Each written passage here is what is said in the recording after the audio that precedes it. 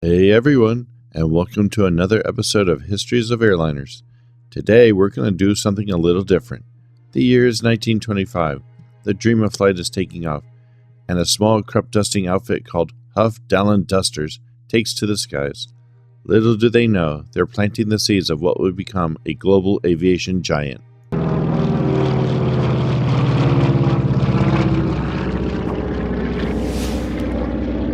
Our story begins not in the gleaming terminals of today, but in the dusty fields of the Southeast, the long flat plains and storms of the Midwest, the serene days and nights over the Pacific coastline, and above the mountainous but bustling Northeast. Back then, companies with various names were beginning to ply the skies with crop dusting, airmail, and even passenger services. It was from these humble beginnings, this marriage of innovation and purpose, that a seed was sown, a seed that would one day blossom into Delta Airlines, a global force connecting people and places across the world.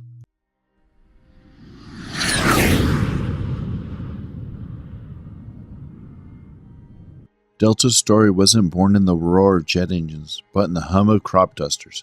After being founded originally in Macon, Georgia in 1924, the fledgling company, called Huff Dallin Dusters, took to the skies over the Mississippi Delta, not with passengers, but with a revolutionary idea, dusting crops by airplane.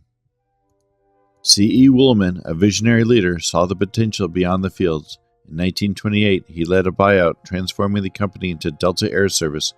Their first passenger flights in 1929 were humble hops between Texas and Mississippi, a far cry from the global giant Delta would become. The 1930s saw Delta steadily growing, connecting cities across the Southeast and moving its headquarters to its current HQ of Atlanta, Georgia. They weathered the economic storm, emerging with a reputation of reliability and Southern hospitality, the Delta difference, as Woolman called it. World War II affected passenger service, but Delta didn't stay idle. Delta Airlines logged over 2.5 million miles for cargo flights for the Air Transport Command during the war. The Delta aircraft that weren't directly requisitioned by the government were used by the company to transport military personnel and civilians on important war-related business for the government. With the war's end, America took flight. Delta, with a fleet of propeller-driven DC-3s, did the same. They pushed beyond the South, acquiring Chicago and Southern Airlines in 1953. Chicago and Southern itself was born in 1933 as Pacific Seaboard Airlines, and then moved to become Chicago and Southern in 1935. This merger not only expanded their network north, but also granted them their first international route, a gateway to the Caribbean. Delta embraced the jet age with gusto, becoming the first to fly the sleek Douglas DC-8 in 1959. They continued to innovate, pioneering computer reservation systems and acquiring Convair 880 jets, known for their luxurious cabins. The 1960s brought a period of rapid growth. Delta established its iconic Atlanta hub, a testament to its forward-thinking vision. They acquired routes from other airlines, extending their reach across the United States and adding destinations in Europe. Yet competition was fierce. Eastern Airlines and TWA were formidable rivals, and the struggle for dominance in the skies was a constant battle. By 1972, Delta was a major force in American aviation, but their ambition wasn't sated. Merging with Northeast Airlines, known for their bright yellow jets and dedication to the Northeast Corridor, was a strategic move. It solidified Delta's national presence and offered them a foothold in a lucrative new market. The Delta of 1972 was a far cry from the crop duster of 1925, but the spirit of innovation and dedication to service, planted by C.E. Woolman in the Mississippi Delta, still soared to its core.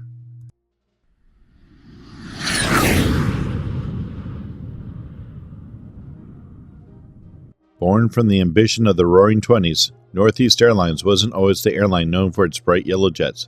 It all began in 1931, a time when railroads ruled travel. The Boston and Maine Railroad, seeing the potential of the skies, partnered with National Airways after an earlier attempt to partner with the Pan American failed to create Boston Maine Airways. Their first flights, with National Airways at the controls, were a bumpy affair, hopping from Boston to Maine. But by 1933, Northeast Airlines, as it was soon christened, took the leap of independence. By merging with Central Vermont Airways, which was also operating with National Airways pilots and crew, Boston and Maine carved its niche, connecting New England's bustling cities and venturing north to Montreal.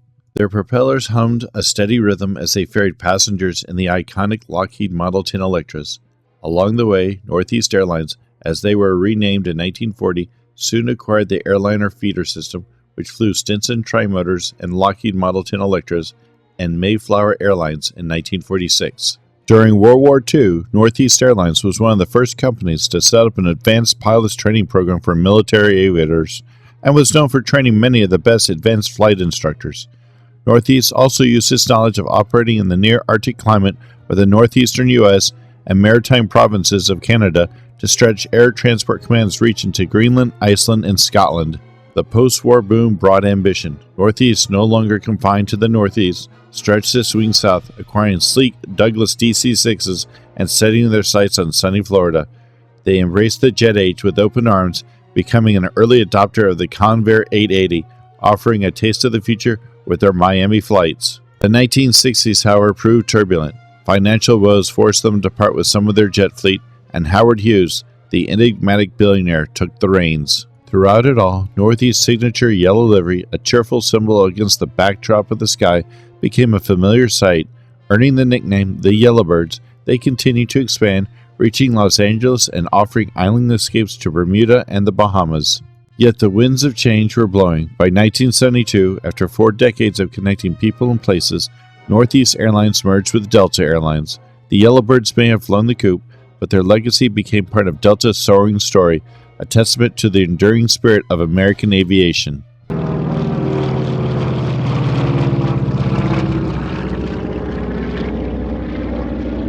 In 1925, under the dusty skies of California, Western Air Express took flight. Their initial mission? Delivering airmail across the vast expanse. Their first airplanes? Rickety Douglas M2s, who were piloted by adventurous souls like Maury Graham, who made history with a stop in Las Vegas on the inaugural Salt Lake City Mail Run.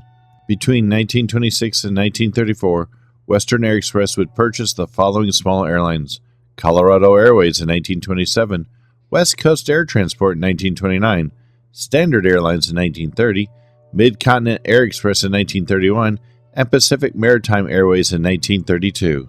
The journey wasn't smooth. Mergers and acquisitions were a constant dance. In 1930, they briefly became part of Transcontinental and Western Air Transport, a precursor to the airline known as Trans World Airlines, or TWA, before its merger with American Airlines in the early 2000s, before being spun off again a few years later. In 1934, the airline was briefly known as General Airlines, before reverting to its Western Air Express name later that same year.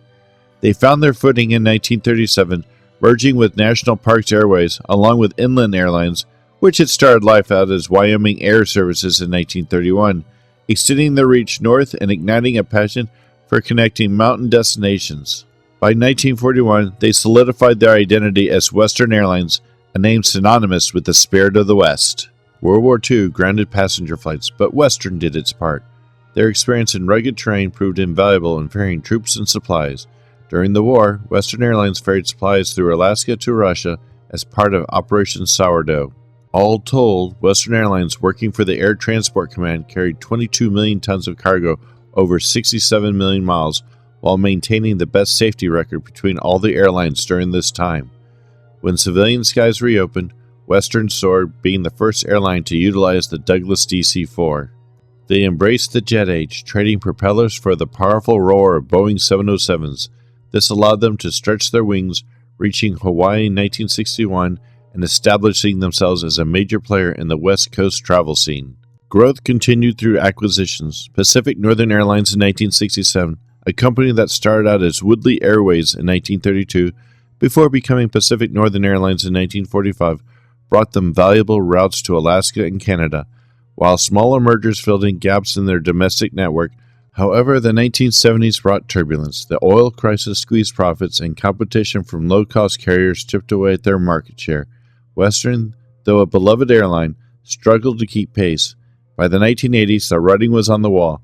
Deregulation of the airline industry had reshaped the landscape. Mergers became a survival strategy. In 1987, the inevitable happened. Delta Airlines purchased and merged with Western Airlines. The Sunshine Route may have set, but Western's legacy lived on. Their spirit of adventure, their dedication to connecting the West Coast, and their commitment to friendly service became threads woven into the fabric of Delta's story. Western may have flown the coop, but its legacy as a pioneer of Western skies continued to take flight.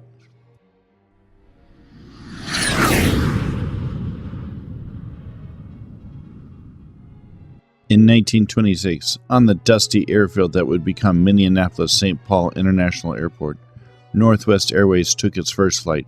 Their mission, a humble one, carrying sacks of mail between the Twin Cities and Chicago. Piloted by daring souls like Charles Speed Holman, these weren't your typical passenger flights, but they were the seeds of a future giant. The 1930s saw Northwest solidify its presence in the Midwest. They weathered the Great Depression with a reputation for reliability and efficiency, ferrying passengers across the heartland. World War II grounded commercial flights, but Northwest wasn't grounded. Their expertise in navigating the vast American plains proved invaluable in training pilots for the military effort. Plus, Northwest maintained a supply line to Alaska, while their maintenance facility was used by the U.S. military to modify bombers for combat missions overseas. Also during this time period, Albert Zimmerly would start up Zimmerly Airlines in 1944, which would be acquired by Empire Airlines in 1945. Also founded by Albert Zimmerly. They would then be acquired by West Coast Airlines in 1952, West Coast Airlines itself being founded in 1946. Rounding out the 1940s, future Northwest Airlines acquisitions like Southwest Airways, not to be confused with today's Southwest Airlines, was founded in 1941, with Southern Airways having its founding date in 1944, along with Wisconsin Central Airlines, which was also founded in 1944, with Bonanza Air ending the tide of new airlines in the 1940s, being founded in 1945. The post-war boom brought a golden age for Northwest. In 1947, they pioneered the Great Circle Route, a daring path over the Pacific Ocean, opening up Asia for travel. Northwest Orient, as it became known for advertising purposes, established itself as a major player in trans-Pacific travel, with Tokyo becoming a key hub. The 1950s were a ripe period for airline acquisitions and name changes. Wisconsin Airlines became North Central Airlines in 1952, which was the same year West Coast Airlines purchased Empire Airlines. Southwest Airways changed its name to Pacific Airlines in 1958, and Northwest Airlines itself made no acquisitions during this period of time. Growth continued through new routes and new technology. The jet age arrived with a bang in 1960, with Northwest among the first to embrace the sleek Boeing 707. This technological leap allowed them to offer non-stop flights from the West Coast to Hawaii, a luxurious escape for vacationers. During the 1960s, airline companies that were currently outside of Northwest at the time continued acquiring their competitors. One such example was in 1968, when Air West was formed after the merger of Pacific Airlines, Bonanza Airlines, and West Coast Airlines. This airline would then become Hughes Air West in 1970, when Howard Hughes purchased Air West and rebranded it. The 1970s ushered in a period of turbulence. Airline deregulation in the late 70s reshaped the industry, bringing fierce competition. They weren't afraid of a challenge, even taking on the daunting task of flying the supersonic Boeing 2707, although the project ultimately fizzled. The 1980s and 1990s saw Northwest navigate a series of acquisitions and partnerships. They merged with Republic Airlines in 1986, which itself was the result of the merger of a family of airlines under the North Central Airlines banner and the family of airlines under the Hughes Air West banner, gaining valuable routes in the south and east. Alliances with KLM Royal Dutch Airlines and Continental Airlines allowed them to expand their global reach. However, financial woes and labor disputes threatened smooth sailing. By the early 2000s, the industry landscape had shifted once more. Consolidation was key to survival. In 2010, after more than 8 decades of connecting the Midwest to the world, Northwest Airlines merged with Delta Airlines. The iconic red and white Northwest colors faded, but their legacy of pioneering Asian travel and their unwavering spirit of innovation became part of Delta's story. Though the Northwest name flew the coop, its pioneering spirit continued to take flight.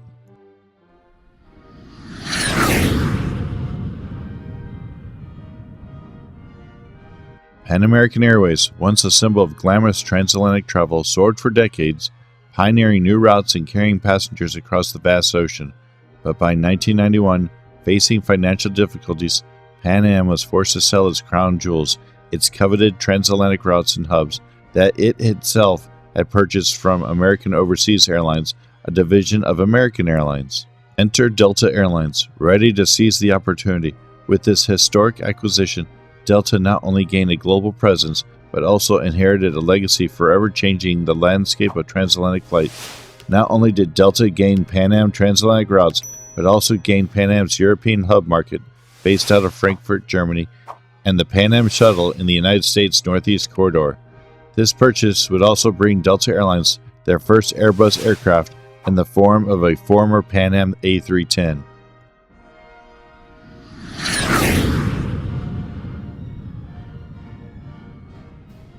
The Delta of today reflects the legacy of these mergers. It embodies the innovation of the crop dusters, the dedication to service born in the South, the Northeast focus on efficiency, the West Coast spirit of adventure, and Northwest pioneering spirit in Asia.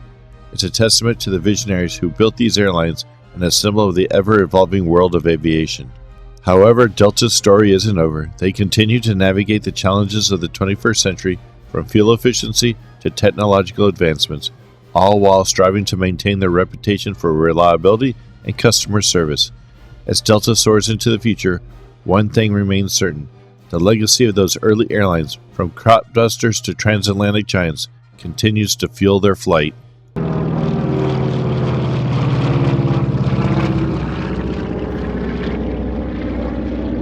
I've been looking forward to making this video for a long time now. If you're still watching, thank you for your time and attention.